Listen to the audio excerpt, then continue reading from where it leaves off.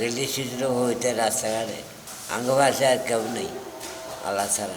10-12 গাড়ি এত কষ্ট। আমার বাড়িঘর নাই, আমি যেন হয়ে থাকি দিনে রাইতে। আঙ্গ বাড়িঘর নাই, আঙ্গ কোনো কম্বল টম্বল কিছু হাই না। শীতের কোনো জামা কাপড় নাই, কম্বল টম্বল আমরা হাই না। আমরা কাম চাই না, বাড়িতে নিয়ে অনেক কষ্টে আছে। এখন যে শীত পড়তেছে, আজকে সারাদিনে 500-600 টাকারও গাড়ি চালাতে পারি না। সূর্য না ওঠার কারণে রাস্তাঘাটে গাড়ি নিয়ে বের হতে পারতেছি না। দরিদ্র অসহায় ছিন্নমূল মানুষ শীতে অত্যন্ত কষ্ট করছে। আমার বাড়িঘর নাই, আমি যেন হয়ে থাকি দিনে রাইতে। পুঁজি বিচারি আনি খাই আর চারিদিকে তুন। এখন আমার খাতা নাই, কাপড় নাই। এখন আমার যদি শীতের খাতা কাপড় কিছু দেন, টাম্বার টাম্বার কিছু দেন আমার। রাতের দিকে শীত অনেক বাড়ি যায়। আঙ্গ বাড়িঘর নাই, আঙ্গ কোনো কম্বল টম্বল কিছু হাই না। আমরা দিনের বেলা গ্রামে থাই, রাইতে আমরা স্টেশন থাই, আঙ্গ কোনো কিছু নেই।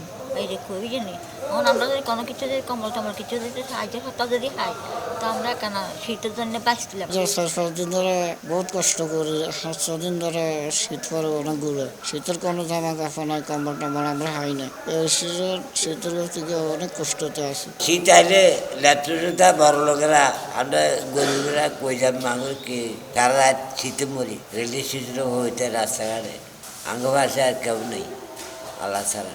এখন আমরা তো মাঝে করে ঠাই কম্বল না, শীতে কম্বলে বলিস গাড়ি না। আজ কদিন 10-12 গাড়ি না, শীতে বলি এত কষ্ট।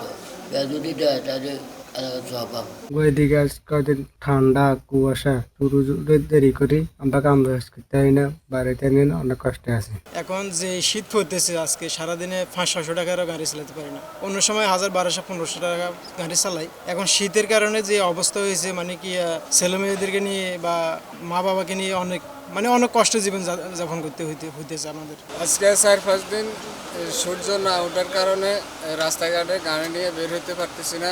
অত্যন্ত শীত, একেবারে শীতের জন্য আমাদের খুবই মুশকিল হয়ে গেছে।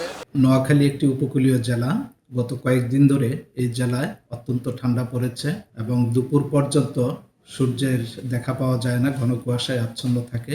এই সময়ে দরিদ্র অসহায় ছিন্নমূল মানুষ শীতে অত্যন্ত কষ্ট করছে। তাপমাত্রা 13 থেকে 14 ডিগ্রি সেলসিয়াসে নেমে এসেছে।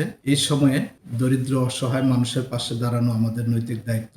আপনারা জেনে খুশি হবেন যে সরকার ইতিমধ্যেই এই দরিদ্র অসহায় মানুষের জন্য কম্বল বিতরণের জন্য আমাদেরকে প্রয়োজনীয় বরাদ্দ দিয়েছে। আমরা সেটি উপজেলা ভিত্তিক বিভাজন করে দিয়েছি এবং উপজেলাগুলো সেটি ক্রয় করে দরিদ্র ছিন্নমূল মানুষদের মাঝে, শীতার্ত মানুষের মাঝে বিতরণ করছে। পাশাপাশি মাননীয় প্রধান উপদেষ্টার কার্যালয় থেকে আমরা ইতিমধ্যে 5000 কম্বল পেয়েছি, যেটি আমরা উপজেলা ভিত্তিক বিভাজন করে দিয়েছি এবং আমরা নির্দেশনা দিয়েছি এটি প্রকৃত দুস্থ শীতার্ত অসহায় মানুষদেরকে দ্রুত বিতরণ সম্পন্ন করার জন্য।